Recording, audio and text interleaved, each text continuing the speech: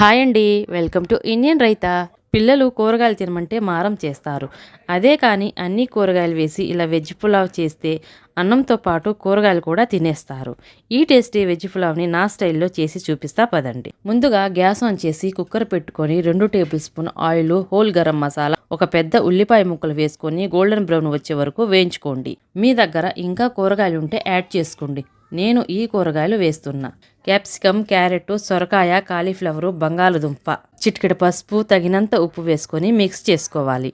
1 నిమిషం మగ్గించుకొని టమాటా, 1 tea spoon ధనియాల powder, 1/2 tea spoon కారము, 1/2 టీ స్పూన్ బిర్యానీ మసాలా వేసుకొని మిక్స్ చేసుకోవాలి. మసాలాలు వేగినాక నానబెట్టిన బియ్యము, గుప్పిడి కొత్తిమీర వేసుకొని మిక్స్ చేసి 1 గ్లాస్ రైస్కి 2 గ్లాసులు నీళ్లు పోసుకొని సగం నిమ్మకాయ పిండి మిక్స్ చేసుకొని మూత పెట్టుకొని 2 విజిల్స్ వచ్చినాక గ్యాస్ ఆఫ్ చేసుకోండి. అంతేనండి, పిల్లలకి నచ్చే వేడి వేడి టేస్టీ పులావ్ రెడీ.